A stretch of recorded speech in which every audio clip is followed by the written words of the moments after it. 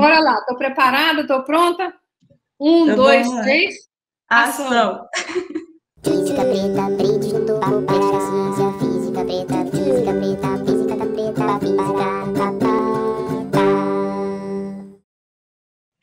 Oi, pessoal! Hoje eu estou aqui com a professora doutora Zélia Ludwig. É assim que pronuncia? Porque a Isso pronúncia eu mesmo, sempre atrapalho. isso A mesmo. professora Zélia é bacharel em Física pela PUC de São Paulo, licenciada, mestre e doutora pela USP. Além disso, já passou pelo Instituto Max Planck na Alemanha, lindo. Passa também pelo Centro de Pesquisa de Materiais de Missouri, nos Estados Unidos. E hoje, atualmente, é professora e pesquisadora na Universidade Federal de Juiz de Fora, que é também um lugar que eu adoro. Tem um grupo de pesquisa muito lindo que a gente vai falar daqui a pouco sobre isso. Além disso, desenvolve estudos sobre gênero, raça, maternidade, ciência, discute sobre equidade e os direitos da comunidade negra na academia e na sociedade. E essa frase é maravilhosa, através de desconstrução de conceitos pré-estabelecidos. Professora, primeiro, obrigada por aceitar participar aqui desse videozinho para o meu canal. Eu fico honrada, porque, né, aquelas que vieram antes de mim, é sempre uma honra receber. E eu queria que a professora começasse falando um pouquinho sobre quem é a professora Zélia. Ah, tá joia, Carla. Primeiro, eu gostaria de te agradecer imensamente pelo convite, tá? Dar um oi para quem está nos assistindo, né? Um bom dia aí, né? Que sejam todos e todas bem-vindos ao seu canal, que é um canal muito bacana, traz muita coisa boa, vale a pena assistir, vale a pena conferir. E te agradecer pelo convite, sim, é uma honra muito grande ver vocês, jovens aí, tão empenhados, tão dedicados. E eu sempre gosto de falar essa frase, né? Que eu gosto muito de agradecer as que vieram antes de nós, pela luta, pelo trabalho, pelas conquistas, e as que estão vindo depois de mim, por essa garra, por essa persistência, né? Por essa determinação, então, por muita coisa boa que vocês trazem para a gente aprende muito com vocês também, tá? Então, assim, quem que é essa pessoa, né? É a pessoa, a professora Zélia, né? Então, eu sou Zelinha para o pessoal aqui de casa, né? Zelinha para o meu pai, para minha mãe, sou mãe, né? Sou pesquisadora, então, assim, sou filha, sou esposa, né? Então, assim, tem essas vertentes. Além de professora, de pesquisadora, eu sou uma pessoa que eu dou muito valor à vida também. A ciência é importante, mas a vida, então eu falo, o cuidado, o autocuidado com a gente é muito importante. Então, essa é uma pessoa que gosta de viver a vida intensamente, gosta de artes, gosta de música, gosta de pintura, de desenho, de tricô, crochê, artesanato. Eu vejo lá no Instagram. Exato, eu gosto de ciência dos materiais, gosto de física bastante. Hoje eu acabei de dar uma aula pro pessoal da biologia, então em todo momento eu procuro falar para eles a importância da física. A minha filha fala: mamãe, você vê física em tudo, né? Então eu vejo física em tudo, né? Aliás, não é só física, eu vejo ciência em tudo, porque eu acho que elas estão relacionadas à ciência. Quando eu falo assim de biologia, de matemática, de física, de química, né? Estão todas relacionadas. Então, eu acho que é muito importante a gente ver isso. Eu acho sentido nessas coisas. Eu gosto muito de experimentar, de perguntar, de questionar. Então, o nosso laboratório é um laboratório assim. Teve uma vez que os alunos precisavam fazer mestrado. Então, a gente tinha 3 alunos para começar a fazer mestrado. E a gente tem uma dificuldade muito grande para conseguir reagente, para conseguir material. E eu pensei, o que nós vamos fazer com esse pessoal? Nós somos da área de materiais, nós vamos estudar o quê? Então, um dos estudantes, a família dele sempre trabalhou com café, com lavoura e não sei o quê, e nós trabalhamos com análise térmica e montamos uma linha onde a gente faz uma análise térmica desse material. Então, durante essa queima, né, a gente pega uma pirólise controlada, saem gases. Esses gases, a gente tem uma condução para o nosso FTIR e a gente consegue analisar esses gases. Então, eu pensei assim, para esse aluno, por que não a gente trabalhar o café? Né? Já que é uma coisa que é dele, que é uma coisa assim que, né, tem as origens da família dele, e foi um trabalho tão bom, de sucesso. Nós estamos agora escrevendo, né, o artigo sobre esse trabalho, e ele gostou, se identificou, porque ele trouxe café da família, tinha café de tio que era premiado. Então, assim, você trabalhar com material, não deixa de ser material, vai para a área de alimentos e a gente procurar justificar o aroma, né, o sabor, do café, essas coisas tem. Então, assim, ele se expandiu, procurou outras coisas para poder estar analisando ali dentro, de café diferente. Então, assim, uma linha de pesquisa que nós começamos por falta de reagente, teve uma outra que ela foi trabalhar com o Guaraná. Então, assim, eles acharam muita semelhança nas coisas. Durante o estudo, eles trabalhavam juntos, fazendo mestrado. A outra trabalhou com garrafa PET. Teve uns que nós trabalhamos antes. Então, nós demos tratamento para o PVC. Depois, eu tô com a garrafa PET. Então, assim, por que nós começamos a estudar esse material? Não tinha reagente. Mas a gente precisava estudar, a gente precisava dar uma aplicação para o que a gente tinha. Então, a gente trabalha com a parte teórica também, de simulação, porque o meu esposo, ele é professor de física também. Ele é teórico. Então, a gente começou a expandir, não só ficar nos vídeos, porque os vídeos precisam de reagente caro. Tem um grupo de aluno que trabalha com esses vídeos dopados, com características especiais. Tem outro que trabalha com cristal, então, para aplicação, para fazer uns sensores. Então, você tem que estar um olhar atento. E de onde é que vem esse olhar atento? Das coisas que você observa. Se você ficar só focado aqui na frente do computador, com os seus livros, se você não trabalhar, eu sempre trabalhei em colaboração com professores da física, da química, da farmácia, da biologia. Então, buscar outros conhecimentos, outros saberes, isso torna você mais criativo, sabe, Carla? A gente não pode ficar dentro da nossa bolha. Então, assim, uma vez um professor chegou na sala e fez uma pergunta para a gente, lá no meus tempos de USP, né? Ele falou assim, por que o peixe morre quando ele sai do aquário?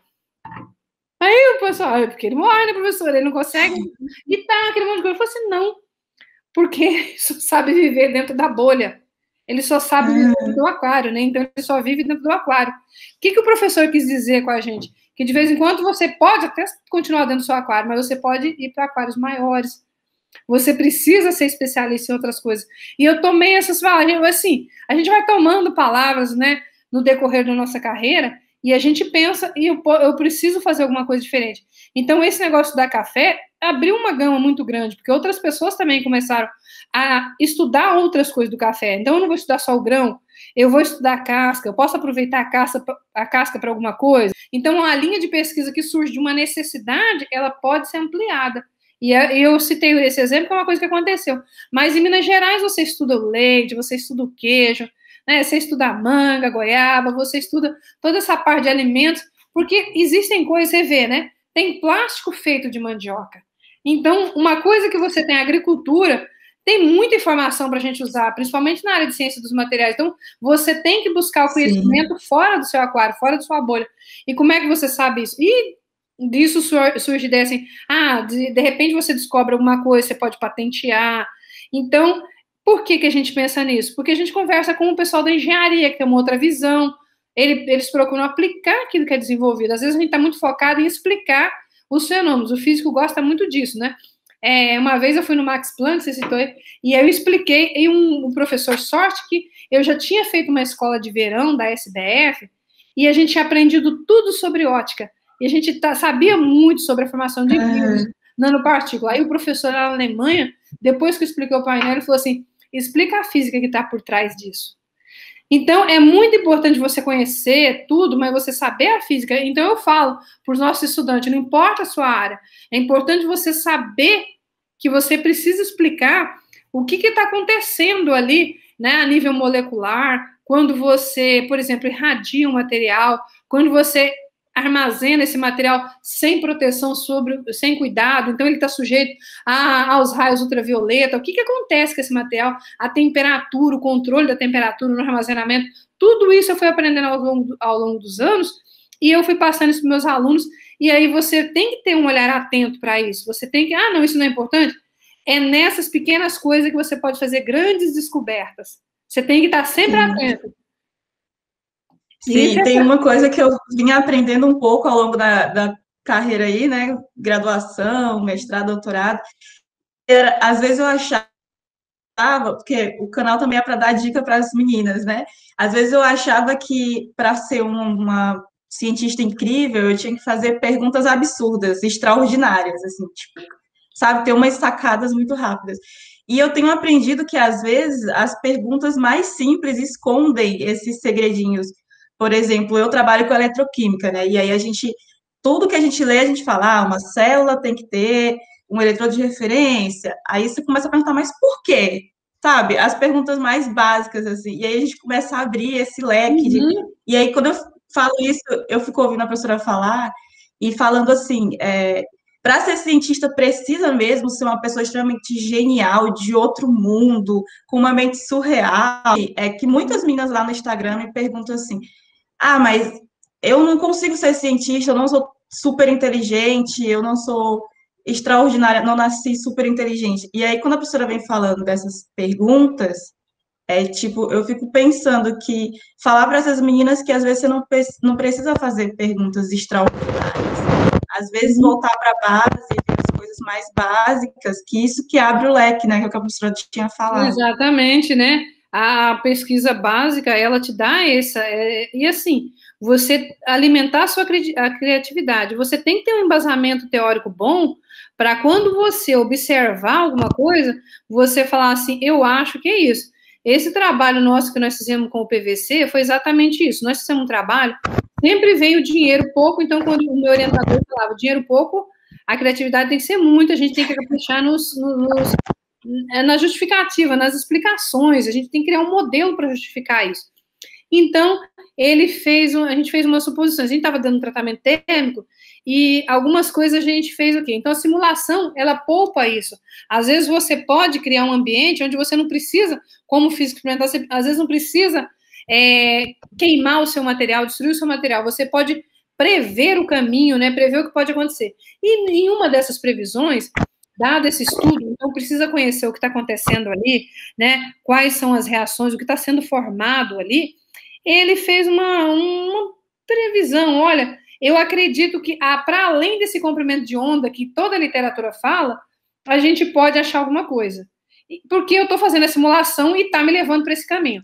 Sim. E aí nós conversamos com um professor lá também que fazia pesquisa junto com a gente, e ele, muito assim, interessado no assunto, ele pegou e deu credibilidade, bora, vamos fazer esse negócio. E tinha. Então, você vê como é que o casamento, não só o casamento físico, né, do professor físico com o professor teórico, mas da teoria aliada à parte experimental, como é que a gente chegou num resultado interessante. É uma coisa que deu um resultado interessante, mas, assim, você precisa também ter o conhecimento para você ter uma intuição, olha, para você ir para o caminho correto, para você também não queimar tempo, não desperdiçar reagente, não desperdiçar, né, uso de máquina, e você também não fazer interpretações erradas. Então, eu sempre falo, às vezes o aluno fala assim, vou estudar ali com a professora que estuda sistemas amorfos, vou estudar vidro. Ai, professora, de repente eu tenho que estudar a física do estado sólido. Ai, me enganou, né? Não sabia que tinha que estudar, tinha que estudar mecânica quântica. Sim, você precisa saber isso, porque como é que você vai justificar as transições que acontecem no interior do seu material? Como é que você vai dopar ele com alguma coisa específica para uma aplicação que você quer? Você não pode, a gente tem muito pouco, é muito difícil. A gente trabalha até às vezes com o dinheiro do próprio bolso. Então, a criatividade e conhecimento, empenho, são importantes. Então, a gente, enquanto físico, a gente tem que ter esse comprometimento. Eu falo para os alunos, não precisa você ser aquele, não, eu sou aquele cara, não, o fodão, não sei, não. Você tem que ter comprometimento, sim, independente de qualquer coisa, e nós temos esse comprometimento. Às vezes as pessoas não olham para a gente enquanto mulher, enquanto cientista, enquanto mulher negra, mas a gente senta e estuda bastante, lê muito. Às vezes eu comento algum trabalho, nossa, os seus comentários foram exatamente os comentários do professor fulano de tal, ele leu, eu não precisava me dizer isso, eu estudei, eu fui atrás, eu olhei os artigos, eu venho com certo conhecimento, e por que não pode ser isso? Mas, às vezes, a palavra da gente precisa de um outro dizer a mesma coisa para falar, olha, é isso mesmo. Então, sempre que eu faço é estar um passo à frente, reler, é estudar, é buscar conhecimento, é ensinar para os nossos alunos que eles têm que entrar no Web of Science, eles têm que fazer uma pesquisa, eles têm que fazer um levantamento. Como diz meu esposo, às vezes você vai pesquisar um material, já foi feito esse estudo, então você vai ver se o que tem te ajuda em alguma coisa, você vai partir dali para fazer alguma outra coisa, então você tem que fazer isso. É essa coisa que às vezes as pessoas acham que não é feito, que não tem. Não, tem sim. Um físico é uma pessoa que ele tem que ter isso em mente. Ele pode ter esse leque de criatividade, mas ele tem que ver para que caminho ele vai seguir, para que ele tenha um resultado satisfatório. É isso que eu falo para os meus alunos em todas as instâncias. Né? E isso tem dado bons trabalhos, tem dado bom resultado, então a gente tem tirado leite de pedra mesmo, tem conseguido bastante coisa. A nossa linha de pesquisa, que é essa que eu falei, que eu gosto de fazer tour pelo laboratório, né? Então, eu sou uma cientista blogueirinha, né? Eu gosto de mostrar aí no laboratório, porque eu tenho orgulho de mostrar o que nós fizemos com as nossas próprias mãos. Então, junto com um engenheiro, com o pessoal de empresa especializada, nós fizemos o projeto da linha de gás, nós fizemos um projeto do laboratório, nós colocamos esse equipamento para funcionar. Quando o pessoal da Alemanha veio montar essa linha junto com a gente, eles falaram, nossa, é só ligar. Mas por quê? Porque nós fomos atrás de calcular o que precisava fazer, sabe? Buscar informações. Então, você tem que ter humildade de buscar conhecimento para você não usar arrogância e cometer erros. Então, isso é uma coisa que tem que ficar claro para a gente, para nós da área da física. A humildade para você saber que você precisa conhecer alguma coisa que o engenheiro sabe mais, alguma coisa que o biólogo sabe mais. E também mostrar para ele a importância da sua pesquisa, do seu trabalho nessas diferentes áreas. Então, eu sempre falo, a física é importante. Se minha filha fala, mamãe dá um jeito de pôr física em tudo, até quando ela vai fazer um bolo, né? Sim, eu gosto de fazer isso. Porque quando você vai fazer um bolo, se você coloca um reagente de forma diferente, na ordem diferente, vai dar ruim, né? Então, não vai dar legal. Então, o que é isso? Onde você usa isso na física? Eu preciso de um algoritmo na programação. Então, o que é um algoritmo? Uma receita de bolo? Então, se você fizer, você vai entender como é que tem que ser. Sim, existe uma lógica nisso.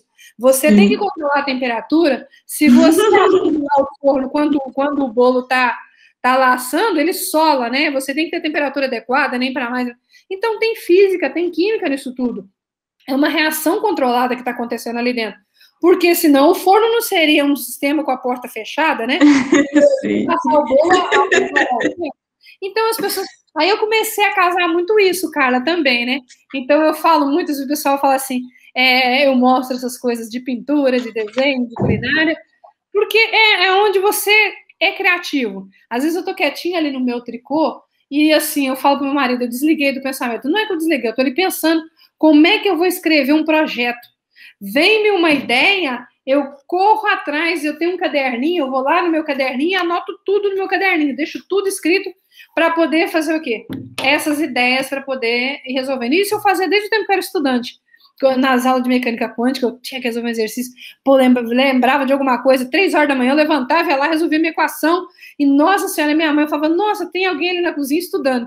Eu estudava às 3 horas da manhã, entendeu? Então, 3 horas eu fazia um monte de exercício. Por quê? De tarde, lá onde eu morava, aí tinha bagunça, tinha som, domingo, eu não conseguia estudar, não tinha conseguido. Mais 3 horas da manhã eu estava estudando. Sim. Eu estava ali colocando as minhas ideias em prática. Então, a ideia surgiu, vai lá e anota, cria no seu computador, no seu caderninho. Eu gosto do caderninho para para esboçar, para fazer um esqueleto do que eu quero, do meu projeto, do meu artigo, para eu saber onde eu estou, o que eu tenho, o que eu quero, onde eu quero chegar com aquela minha pesquisa, com aquele meu projeto. Então, sempre é bem, a gente entra num projeto, né, para ganhar. Eu falo assim que a gente entra com um objetivo bem definido, com uma metodologia bem estabelecida, e assim, com um time pronto para ganhar. A gente não ganha, às vezes, uma vez que eu fui numa das agências para avaliar, eu falei assim, onde é que está aquele carimbinho que vocês colocam no projeto da gente, assim, ó, tem mérito, mas tem um monte de projetos que foram aprovados aí, então não alcançou tal para ter o dinheiro. Eu falei, onde é que vocês iam ter um carimbo pronto, né? Porque a gente tem que fazer o projeto com muito capricho, com muito esmero, com muito empenho. Então, vocês deveriam pelo menos ler. Não bater aquele carimbo no final dele, não. Sim. Então, vamos lá. Voltando, né? Eu tinha perguntado como que, na graduação, qual foi a disciplina que a professora mais gostou e qual a disciplina que a professora detestou, assim, ó. Não queria passar longe. Olha, a disciplina que eu gostei muito mesmo, foram 2 disciplinas, eu gostava muito das 2. Assim, eu acho que é a disciplina que eu gosto até hoje. Eletromagnetismo. Eu também. Mecânica quântica. Nossa, eu tava ouvindo o seu podcast, né? Você contando a história da televisão. Tinha um vizinho meu que era técnico eletrônico e ele aconteceu isso uma vez. E meu pai vivia avisando, olha, cuidado com esse tubo, cuidado com esse tubo. Aí quando eu fiz história, eu quando era pequena, eu já sabia da história do tubo, né? Porque meu pai falava da história do tubo. E eu era curiosa também. E o meu pai tinha esses livros de eletrônica, sabe? Meu pai, eletrônica fácil. Tinha um curso de eletrônica que era por correspondência. Meu pai fazia muito isso, ele é mecânico, né? Ele é torneiro, ferramenteiro, mecânico. Mas ele comprava. E meu pai é uma pessoa autodidata. Ele, assim, ele pega um livro, até hoje ele é assim. Ele pega o carro dele, ele desmonta. Você viu que eu coloquei um post dele, né? Quando seu pai é mecânico, gato? Então, ele desmonta, ele monta o carro. Você vê lá, o carro está em cima de umas plataformas que ele mesmo bola, então ele coloca isso lá. Aí você vai, esse carro aí, passa um tempo, o carro sai. Ele fala, esse carro agora está pedindo estrada. E ele lê, entendeu? Ele lê sobre a parte de mecânica e a parte de eletrônica, é bem claro para ele. E ele, assim, quando mudaram, né, os carros começaram a mudar dos carros antigos para os carros atuais, ele também correu atrás. Aí, hoje em dia, você pega ele lá no cantinho, assim, às vezes, até mais tarde, com um computador e vendo os vídeos, sabe? Aí ele fica assistindo os vídeos, prestando atenção, fazendo, como é que é. E, às vezes, ele mesmo faz um vídeo, põe minha mãe para gravar e explicar. Então, por conta disso, meu pai tem uma oficina, sempre teve, eu gostava muito de estar ali na oficina. E ele mexia com essa parte, tanto a parte mecânica, quanto a parte, toda essa parte eletrônica. Então, eu sempre gostei muito. Então, o eletromagnetismo e a parte, né, de eletrônica que vinha por... Eu sempre gostei, mas o eletromagnetismo, eu sou fã. Mecânica quântica também, porque mesmo sendo físico experimental, eu gostava muito de braço, tá? Então, assim, eu adorava um desafio para ir numa queda de braço. Até é bom. Uma mutaçãozinha assim, eu gosto de ir no braço até chegar na resposta. Quando eu estudei para o concurso público, eu deduzi tudo quanto é que era equação. As que eu já tinha, as que eu não tinha, eu pegava assim, eu falei, uma hora eu quero escrever um livro para acabar com essa graça. Se pegando as equações, mesmo me abrindo, eu gosto disso. É uma coisa que eu sempre gostei, de abrir e trabalhar com as equações eletromagnéticas, porque as coisas têm muito sentido, sabe? Você tem muito... você chega na explicação de algumas coisas e fala, gente, tem tudo a ver. Sabe, essa conexão que tem é muito bacana. Então, a disciplina que eu mais gostava é a disciplina que eu, talvez, assim, era um ferramental que eu tive que correr atrás sozinha, e eu acho que a maioria dos professores deveriam ter esse cuidado. O professor que eu tinha não estava nem aí, ele também, acho que não sabia nem para ele não dava. Depois eu fui estudar para o concurso, eu vi que é uma matéria legal, mas era a parte de física matemática, que é a nossa ferramenta, né? Sim. Então, assim, eu tive que buscar essa ferramenta sozinha, e o professor não motivava. Outro também que eu não gostava, o professor também, e depois eu tive que também, durante os meus concursos, abrir as equações, aprender tudo, e eu vejo que os alunos sofrem muito, às vezes, nas disciplinas de mecânica, sabe? Então, então o professor pega e, sabe, não dá aquela motivação que o aluno precisa ter, né? Então, assim, tem umas disciplinas que, quando você vai ver elas, depois... Você vê como é que ela é física do estado sólido. Eu entendi quando eu tive que dar aula. O professor dava aquela lista de exercício, né? A gente pegava aquele livro lá do Kittel, né? Pelo amor de Deus, gente, o professor, não sei, abstrair. Um dia eu fui dar aula para esses alunos, já dentro da minha matéria, aplicando isso aqui, né? Aí eu comecei a montar e falar para eles dos vizinhos, e não sei... Gente, o menino falou assim, nossa, professora, eu estou imaginando eles, eu estou, sabe, visualizando. Porque eu falei, a gente tem que, essa capacidade de abstrair, às vezes o aluno não tem no começo da graduação. E o professor tem que ter manejo, tem que bolar alguma coisa para facilitar isso. Porque depois, aí hoje em dia a gente faz algumas oficinas, alguns programas, para o aluno brincar no computador com isso. Existe uma série de programas para ele simular isso. E para o professor... Né? Então, a gente fala na formação do professor. Nem todo mundo vai para pesquisa, mas o professor de física, quando ele for professor dessa meninada, dessa galerinha, para que ele saiba fazer isso. Ele saiba motivar, ele mostra para o aluno que tem ferramenta. Ele vai gostar. Então, ele vai fazer uma parte onde ele vai pôr mão na massa, mas ele vai para o computador já sabendo o que ele vai fazer. E aí ele entender que dali ele pode tirar algumas informações, calcular alguns parâmetros que são importantes, que não dá para você calcular, né, na mão, que são coisas ali que é coisa de molécula, né? Então é isso. E quando a professora estava na graduação, chegou a fazer iniciação científica? Como que a professora escolheu a área de pesquisa que você faz hoje? No finalzinho dela,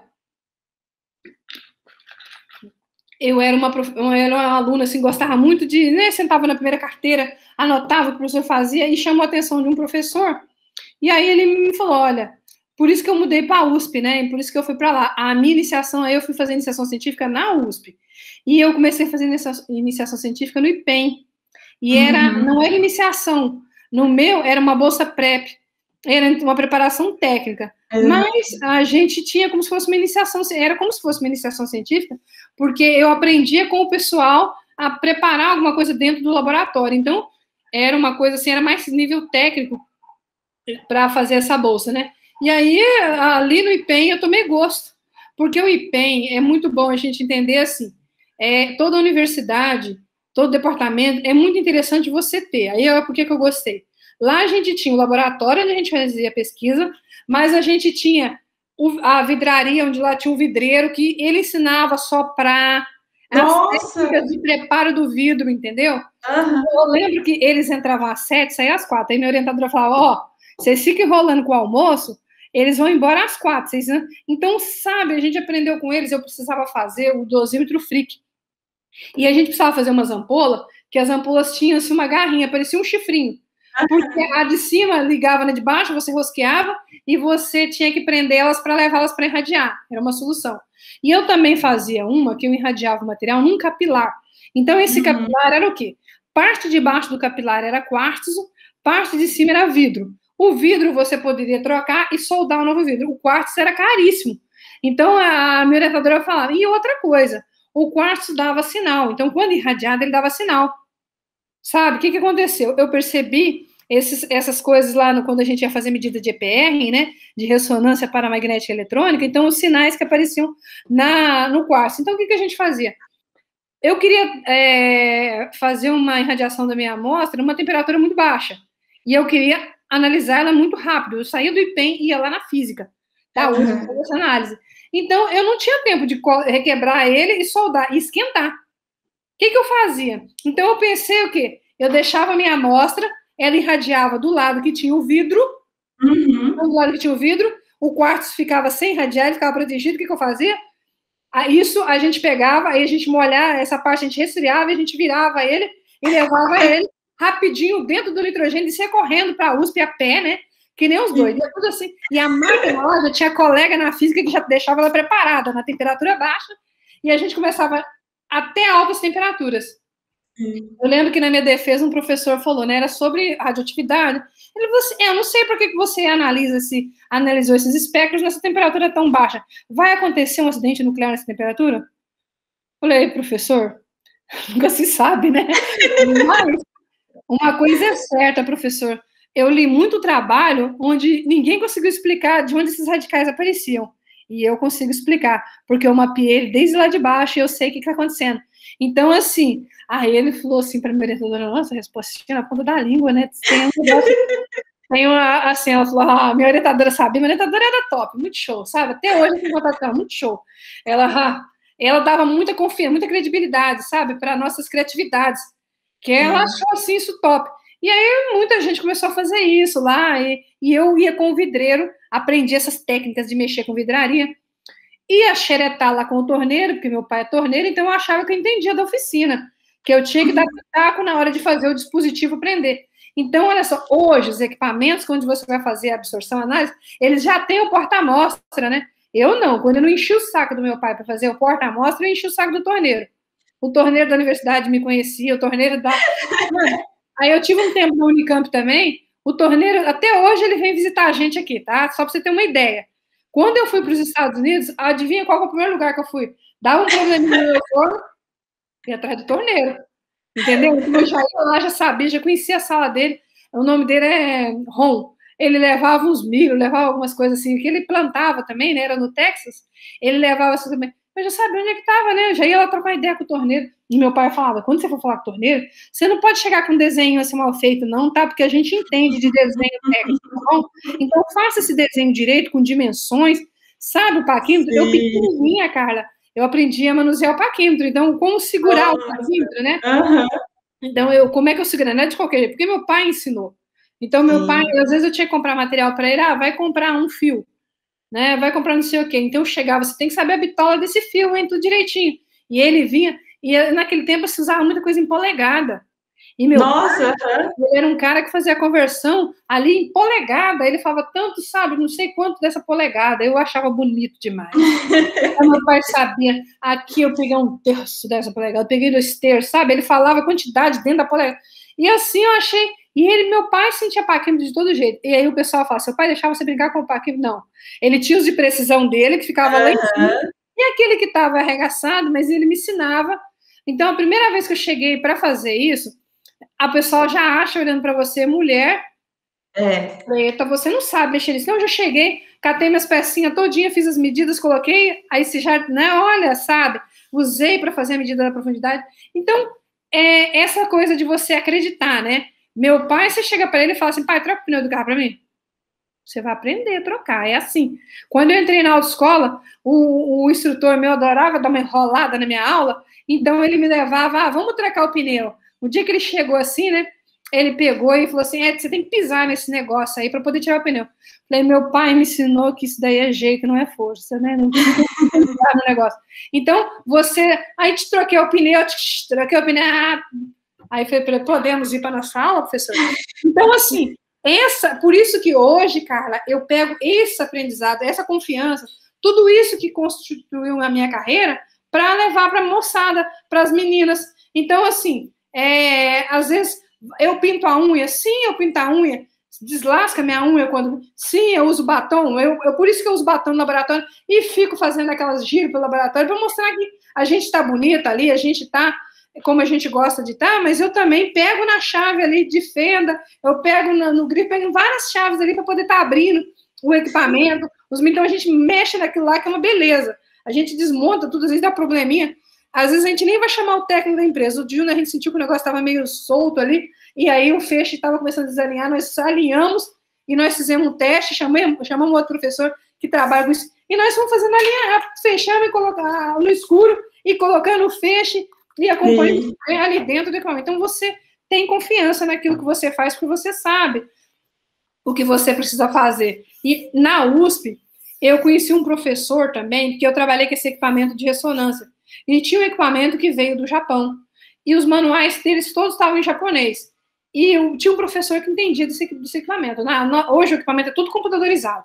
Você coloca a amostra lá, você faz uma medida, você rotaciona ele, né? Então, a gente tem lá, né, a íris, tá, direitinho, e você vê no computador acontecendo tudo isso. Lá, a gente ia girando, tinha um passo, lá tinha um micrômetro, então eu tinha que saber, né, para ir medindo o passo direitinho. E esse professor era do tipo assim, que nem meu pai. Ele pegava o manual em japonês eu não entendia, mas ele pegava e ia mostrando para mim o circuito. O circuito eu entendia, porque o circuito... E a gente ia soldando o que precisava.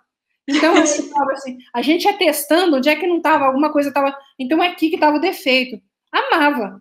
Ele desmontava esse equipamento, a gente limpava e botava esse equipamento para funcionar. O pessoal ficava assim... O equipamento era antigo, mas antigo. Ele parou, né, porque a válvula, era usada uma válvula e não se usava. Então, ele parou e aí compraram um novo, nós fomos trabalhar com o novo. E aí eu vi a modernidade do novo. Mas o que é você conhecer a técnica que está por trás?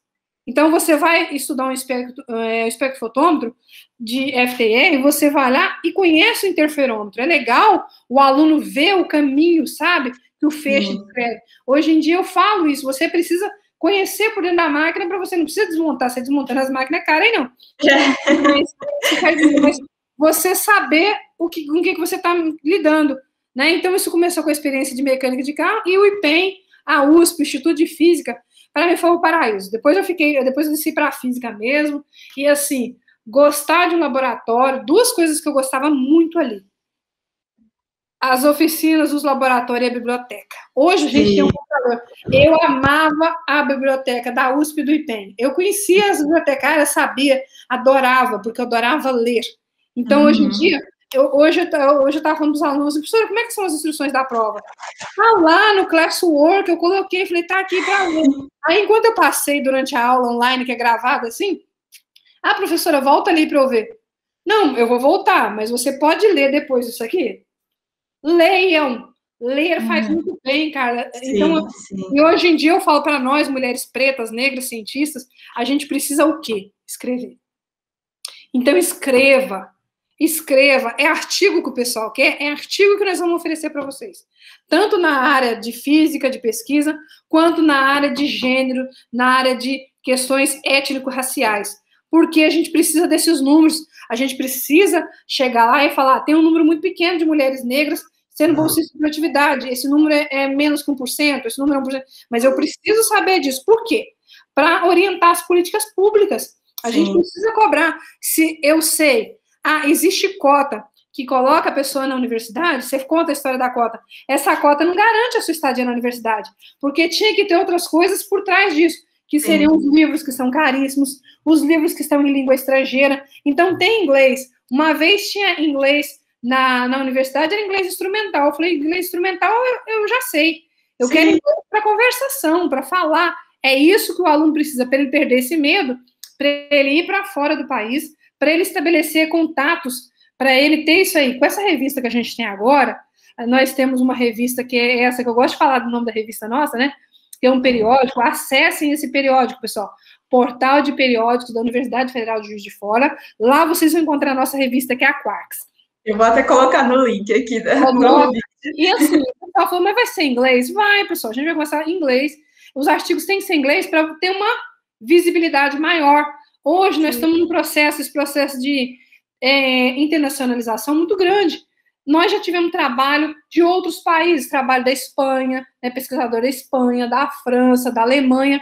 E agora, recentemente, uma das professoras que foi a editora, ela me convidou para um evento que uma das pessoas que publicou convidou a gente para participar. Olha que coisa boa. Então, você expande os horizontes. Então, você correr atrás, não ficar só aqui na mesmice, assim, com as coisas. A gente aprende muito aqui, sim, mas também os alunos têm que correr atrás. Eu fui para o Max Planck, eu fui também para o ICTP, eu também fui uma vez para Maryland, tinha um evento e ofereceram a oportunidade de ir para os Estados Unidos, e um professor ofereceu isso aí.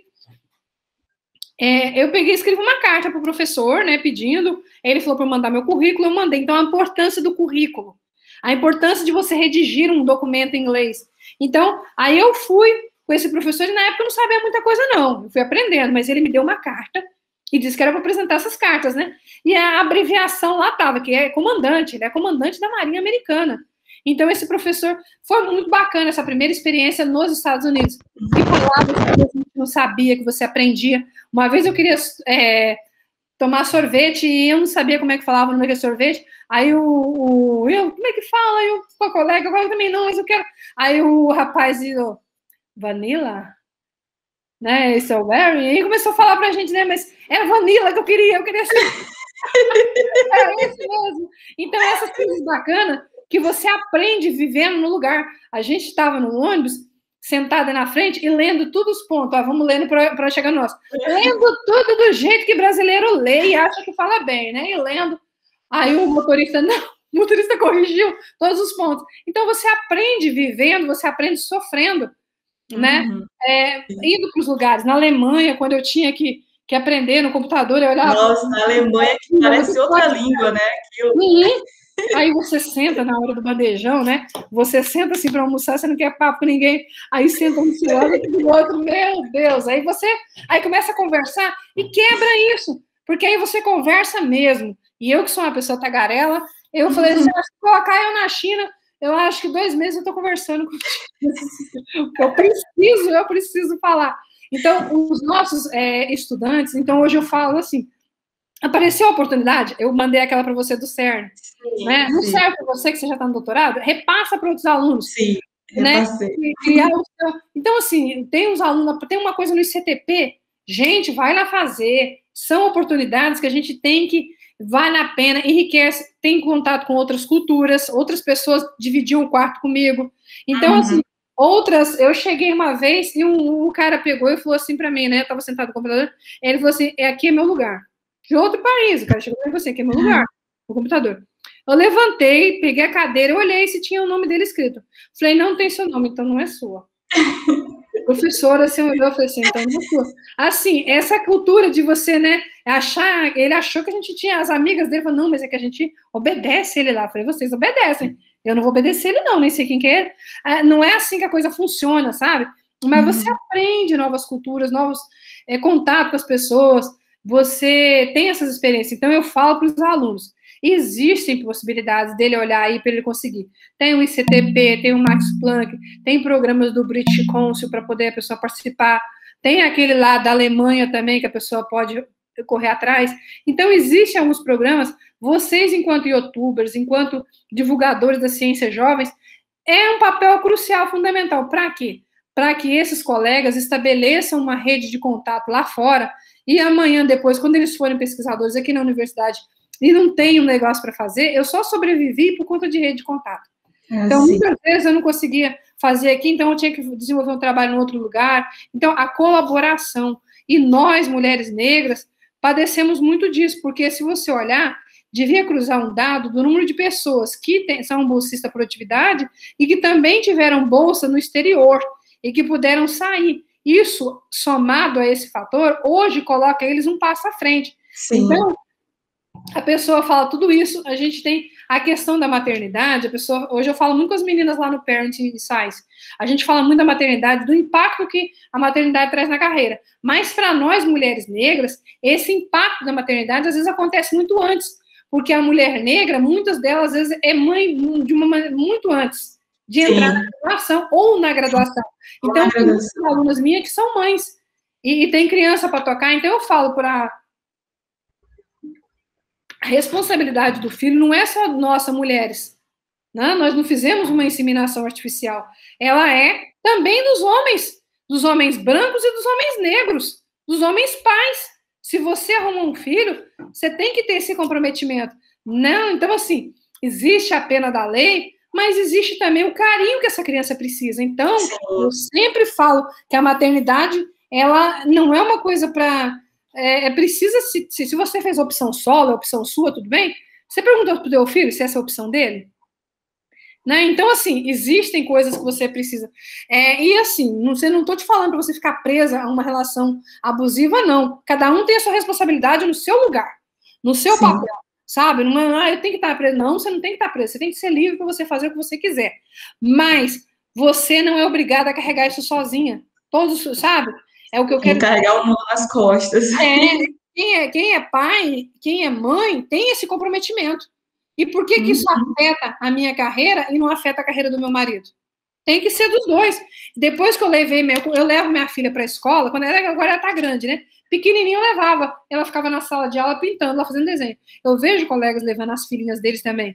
O meu marido já levou a menina. Então, assim, para que a gente cobre o espaço, então, para que a gente possa deixar os nossos filhos. No Max Planck tem isso, né? Tem o cuidado com a criança quando você vai lá. Então, é uma coisa para se pensar, não só no meu filho, quanto professora, quanto acadêmica, mas no filho da aluna, da estudante, né? Lá na USP tinha a crechinha, não sei se ainda funciona, mas da funcionária.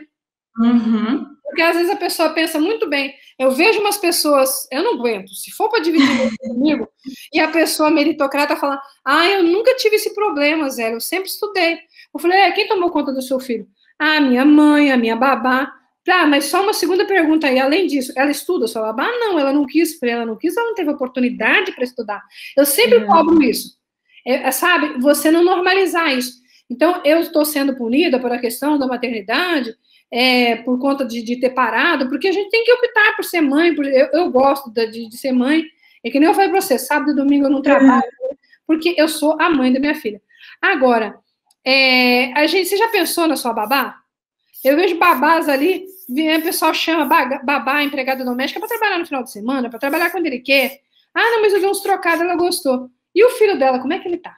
Como é que o filho dela tá lá? Você já parou para pensar? Então, assim, o feminismo negro é diferente do feminismo branco em muitas questões, porque quando as mulheres brancas já tinham entrado na universidade, as minhas ancestrais, a minha avó, era empregada doméstica, lavadeira, passadeira da sua mãe, das pioneiras da ciência. Então, a minha avó não foi pioneira da ciência, porque a minha avó era empregada da pioneira da ciência. Mas eu sou pioneira da ciência. Sabe? A Catemara é pioneira da ciência, a Sônia é pioneira da ciência, a Anitta é pioneira, a Denise é pioneira. Nós somos pioneiras porque nós trabalhamos... Eu estudei com pioneiras da ciência. Vocês veem pioneiras no livro?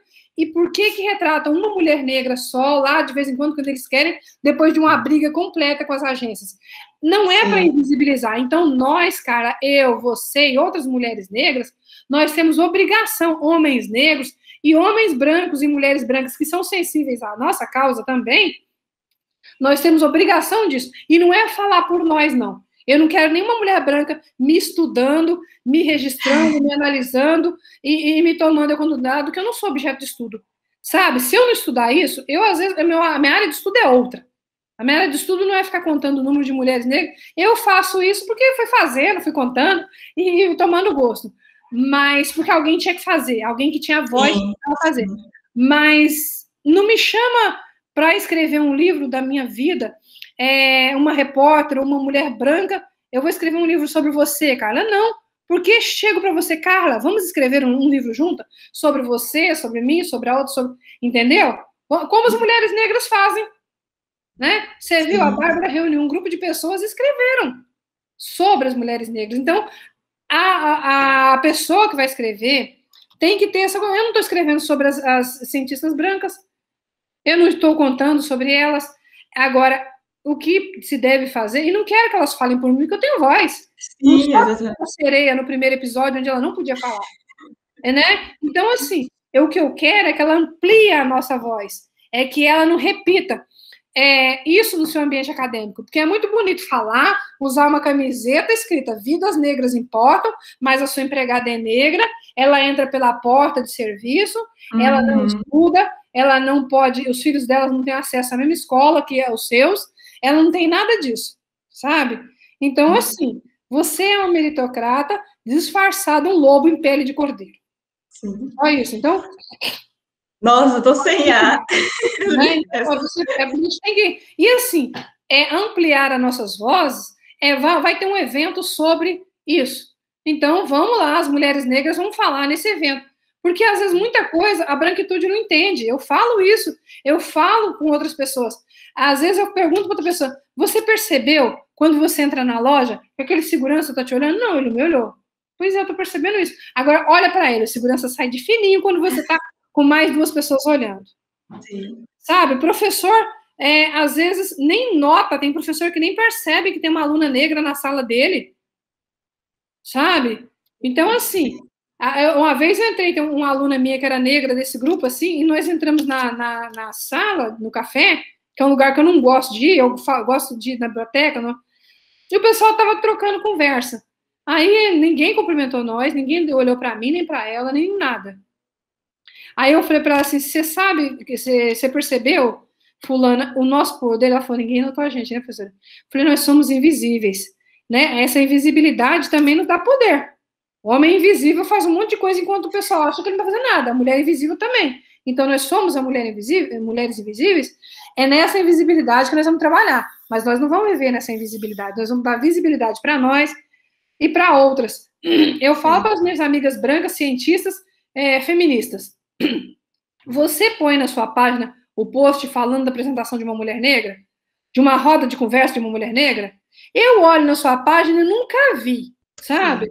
Então, você coloca isso, você fala sobre isso, você consegue ter essa dimensão, sabe? Você vai, vou montar uma roda de conversa e vou chamar as mulheres negras. Eu falo, você tomou cuidado com o tema que você vai falar? Eu converso com a pessoa antes, com a frase que você vai falar.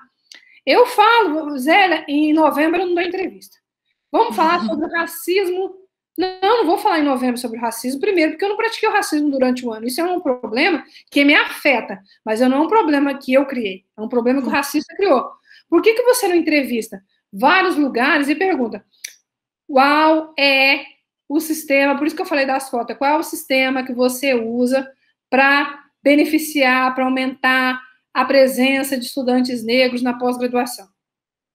Também não é para deitar e rolar, não, tá? Então, eu sempre falo para os negros, não é para deitar e rolar, não. Vamos mostrar serviço também, né? Vamos trabalhar, vamos pesquisar, vamos ter um currículo Lattes organizado, né? Vamos mostrar os currículos Lattes, vamos respeitar o orientador. Se o orientador não está prestando, muda de vida. Mas se você tá... Vamos respeitar se é mulher negra, tá? Se é homem negro, vamos respeitar o seu orientador, porque ele te aceitou. Então, eu sempre falo isso. Vamos respeitar o seu colega, a sua colega. Então, você está vendo um colega, estão fazendo brincadeira de uma professora, vamos rir junto? Não vai rir junto, não. Você vai chegar para o seu colega e falar assim, isso que você está fazendo é feio. Isso machuca, isso magoa. Ele continua, existe lei para isso. Existe lei para punir esse tipo de comportamento. E assim, a gente tem, por isso que eu falo, Carla, a força dos coletivos. Sim. Nos coletivos você encontra força, porque você vê que o meu problema é o problema seu, é o do outro, é o do outro, é o do outro e do outro. A gente tem que contar nossa história, por que a gente quis fazer física? Eu nunca vi uma colega minha branca, eu queria saber por que a minha colega do departamento quis fazer física. Hoje em dia eu tô falando isso, conta a sua história. A gente tem um livreto que é contando nossas histórias. Então eu chamo mulheres orientais, brancas, negras, conta para mim também por que você fez física. Não só eu, não tenho que justificar porque eu fiz física, mas também porque fez física. Então a gente mudar e assim, responder o que você quer responder. Se às vezes a pessoa pergunta uma coisa que te magoa, você se dá o direito de não responder, sabe? Sim. É igual o menino do dia queria que eu falasse sobre o racismo e não sei o quê, e contar situações. Eu falei, isso me magoa, isso me traz algumas dores. É igual você perguntar para uma mulher que sofreu estupro para ela falar sobre isso. Chega para o estuprador e fala, por que você fez isso? Né? Eu vejo, às vezes, falo, se você vê nas condições, se você vir alguma coisa, denuncie. Se você for vítima, você denuncie. O agressor precisa, você denunciar, sabe? Porque sempre quando mostra a vítima e não o agressor. Sim. Sabe? Então, a vida da vítima é escancarada. E por que a vida do agressor não é? Então, os racistas estão lá quietinho agora, trabalhando nos seus laboratórios, escrevendo seus artigos, para amanhã depois competir comigo. Depois dessa entrevista, eu vou parar para continuar escrevendo o meu artigo, porque eu tenho que ter esse trabalho dobrado. Um trabalho de contar para as meninas o que elas precisam fazer, para vocês não cometerem o mesmo erro que eu. Eu fui criar o meu Web of Science muito tempo depois, porque eu olhei no currículo das mulheres brancas cientistas. Falei, olha só, elas têm esse número aqui, olha, eu não tenho no meu. Como é que eu faço para criar? Ninguém te explica. Né? É só você entrar no Publon e criar o seu, passa, às vezes no mesmo dia ele te manda esse número, e você tem, aí você é contado, os seus artigos, você precisa disso. Então, escrevam. Chamem outras pessoas negras para escrever junto com você. Compartilha desse trabalho. Então, a gente tem que fazer. Eu estava lendo ilustradores que são negros, desenhistas. Eu saio da área da física e vou para as outras áreas. Né? E não é só na física. Outro dia eu estava vendo que mulheres negras que fazem tricô, crochê, não mostra na mídia. Né? Às vezes a pessoa até fala, mas isso é uma coisa de mulher negra, de mulher preta? É assim. A minha tia fazia tricô, minha tia tá beirando uns 80 anos, minha tia fazia tricô desde que eu era pequena. Então, e ela fazia muito bem. Entendeu? Então, assim, tem que se mostrar essas coisas. Isso não é coisa... é coisa para todo mundo, tudo é para todo mundo. Então a gente tem que ver mulheres negras dirigindo carrões de luxo, sim, tem que dar oportunidade para ter carrão de luxo, e não é, sabe? E respeitá-la. Se chegar no seu consultório com seu filho, a pediatra é negra, você vai fazer a consulta assim, porque ela vai respeitar todos os protocolos. Você só não vai passar num pediatra, não importa se ele é negro ou se ele é não negro, se ele não respeitar os protocolos. Eu levei minha filha um dia, o cara estava fumando lá fora e ele veio pegar na mão da menina. Eu falei, não, lava essa mão, rapaz. Isso bem antes da pandemia. Então, assim, agora você vai chegar e vai encontrar a pediatra e você não tem que vir com aquele racismo estrutural. Não, cadê a médica? Claro que a médica vai chegar, sabe? Você leu no crachá que está escrito o nome da doutora fulana, fica na sua, respeita. Não faz isso, não faz isso aí, não. É feio para você, deselegante. Então, respeita ela. Você encontrou um doutor negro, respeita. Não vem com essa piadinha. Não, é que você é tão novinha, não parece. Não parece. Não, é que você não tem cara de cientista. Não precisa ter cara de cientista, não. Para fazer o que eu faço, você precisa só respeitar. Eu acho assim, né? Graças a Deus que o negócio da pandemia, a gente não está participando muito de evento que você tem que pegar avião. Porque o pegar avião é um inferno. A pessoa explica para você, mas não explica para o seu colega de lado. Você está com uma mochila nas costas, coloca a sua mochila para você. Mas o outro também está com mochila. Mas acha que você não viajou sempre, que você não sabe. Para de olhar para a gente e achar que a gente é burra. Não é. Isso assim, não para de olhar e achar... Às vezes tem gente que chega para você e pergunta para você, você está parado numa loja? Quanto que custa isso? Você não trabalha aqui? eu ia te fazer a mesma pergunta. Nossa, você sabe aí do negócio? Olha, só que o que eu fiz? Eu olhei, eu vi que você não estava com crachá, daí eu sou muito polida e educada, eu falei, não, a moça pode se ofender. Aprendi isso com a minha irmã faz isso, sabe? Você trabalha aqui? Não, você trabalha? Entendeu? Assim não, porque você tá com crachá, né? Eu trabalho na empresa, eu não tô, tá? Se eu tivesse, eu estaria identificada e te atenderia, dependendo de como, né? Então, assim, mas tem que parar com isso, porque é de propósito, é proposital. Para com isso, sabe? Essa coisa de querer usar essa coisa para menosprezar, sabe? Eu vejo, assim, outro dia eu li uma colega contar que tinha uma mulher que ela desceu sem a máscara e fez a menina, que era empregada dela, jovem, mulher negra, colocar a máscara dela. Ah, se eu ia fazer um negócio desse, vamos empoderar nossas meninas. Tu que bote a tua máscara, querida. Eu não ela bem no chão. Então, assim, vamos empoderar nossas crianças para... Sabe, que esse caso que nós tivemos recentemente naquele mercado, que eu não vou falar o nome, onde uma pessoa negra... Não citar o nome.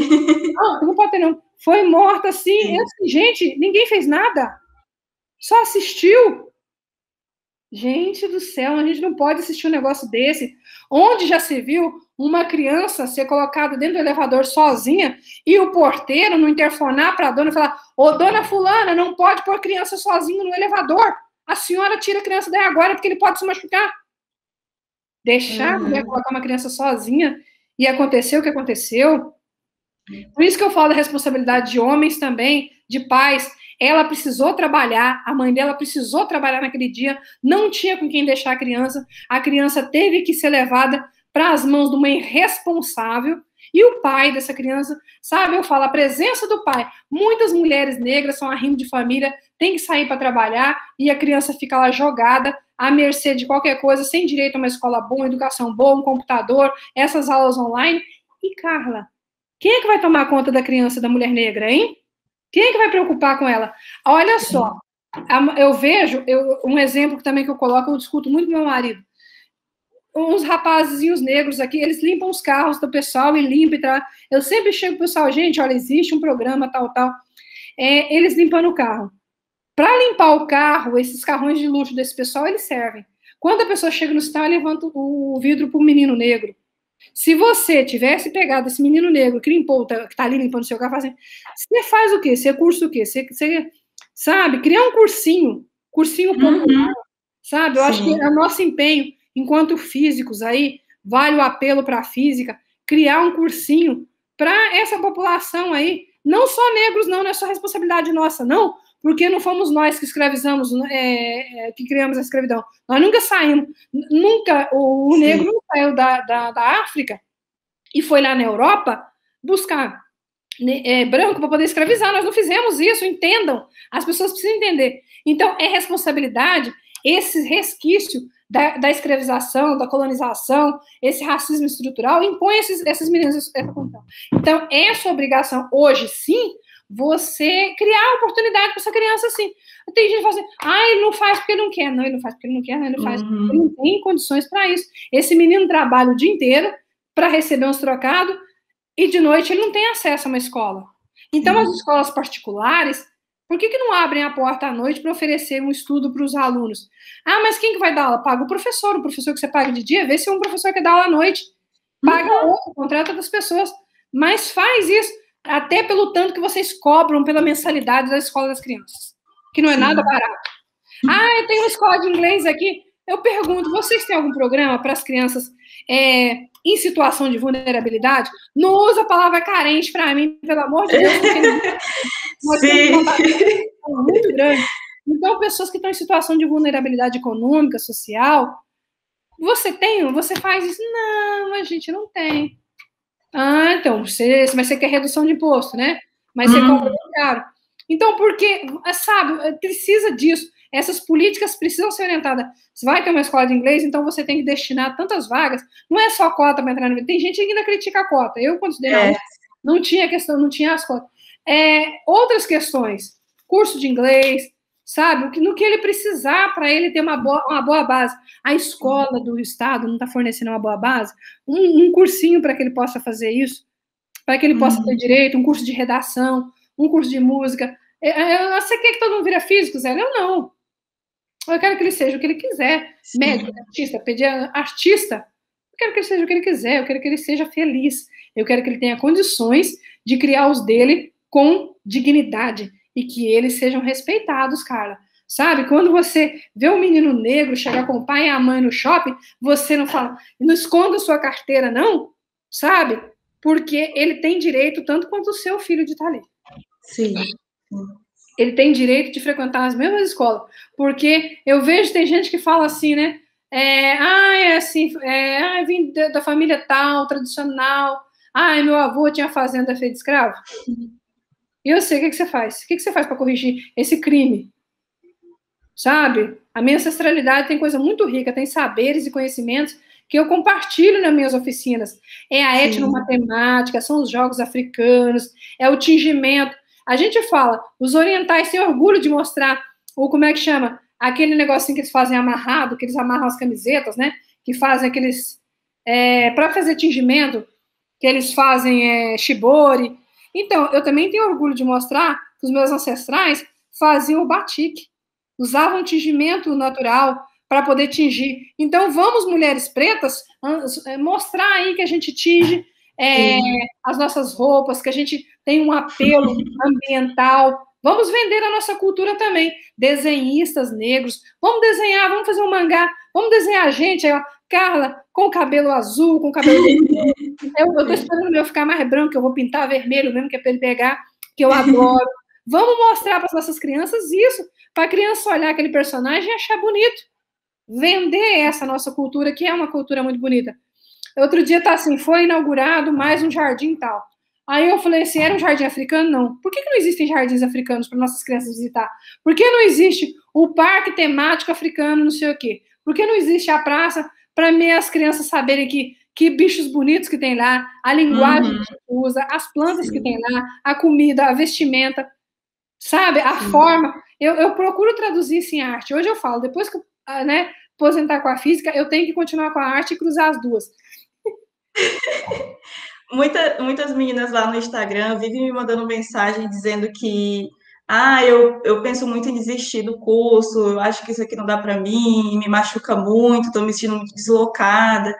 Então, acho que para a gente ir caminhando para esse fim, qual conselho a professora deixaria para essas meninas, para elas se sentirem um pouco mais acolhidas na caminhada delas, assim? É uma boa pergunta, né, para a gente finalizar. É lembrar que a gente não pode caminhar sozinha. Quando eu falo da força do coletivo, Carla, é isso. Nós não podemos caminhar sozinhas. Nós precisamos andar de mão dada, sem competitividade e sem vaidade. Porque a vaidade é usada pelo racismo para poder o quê? Para poder enfraquecer o nosso movimento. Então, não sejamos vaidosas. Sejamos o quê? Sejamos amigas, sejamos unidas umas pelas outras. Né? Tem aquela frase forte da Angela Davis, né? Que quando uma mulher preta levanta, toda a sociedade levanta com ela, é para que a gente pense assim, para que a gente levante todas as outras. Então, para a menina que se sente desanimada, se sente desincentivada, achar que aquilo não é para ela sim, sabe? Então, mas não é todo mundo que é que nem você. Uma aluna uma vez falou, mas nem todo mundo que reage como você, professora. Como disse a minha filha, né? Que sai na luta, né? Que sai na capoeira, né? Não é todo mundo que lá, a mamãe sai na capoeira, mas gosta. A mãe vai e já gosta. Então, ajuda essa menina. Dá uma força para ela. Mostra que o caminho é difícil, que as trilhas são difíceis para serem seguidas, mas é difícil para todo mundo. Mas, assim, que ela tem que ela vai ter esse apoio. Só eu tenho um livro de mecânica quântica, eu não vou emprestar ele para ninguém. Empresta, sim. Empresta o seu material, compartilhe o seu material, aquela listinha básica que todo mundo na física tem, né? Que todo mundo há anos, aquela listinha assim. Passa, compartilha esse material com o seu colega, compartilha livro, sabe? Fala para ele de links de vídeo, de oportunidade. Então, empodere umas às outras. Levante o nome umas das outras. Escreva sobre a sua história. Escreva junto com outras as nossas histórias. Invente, busque eventos que a gente está todas nossas juntas. Eu acho que, assim, para encerrar, a nossa fala é essa. Vamos andar junto, né?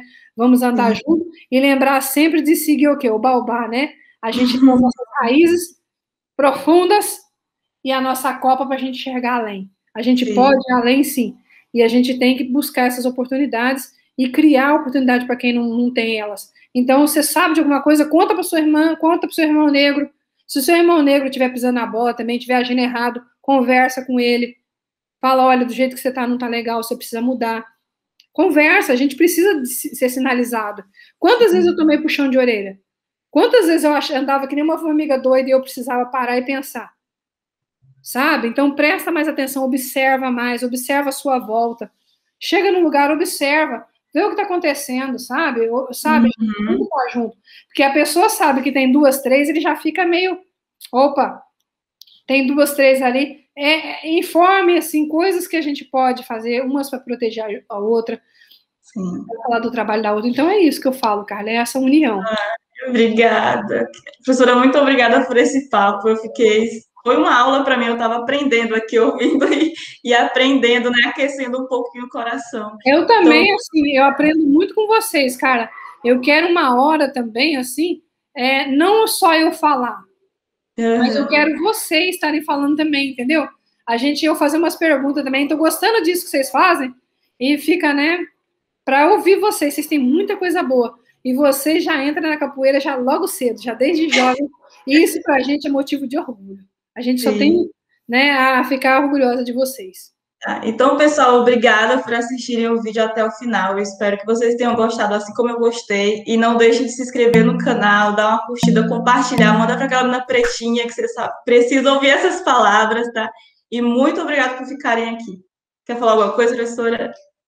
Eu gostaria de agradecer a Carla e gostaria que vocês acompanhassem o canal dela, acompanhassem ela nas redes sociais, acompanhassem outras meninas negras também, tá certo? Que tem bastante coisa boa aí, sabe? A física, o afrofuturismo da Zaica, tem um monte de coisa boa e sempre que a gente puder falar, a gente falar das outras meninas. É isso que fica para vocês.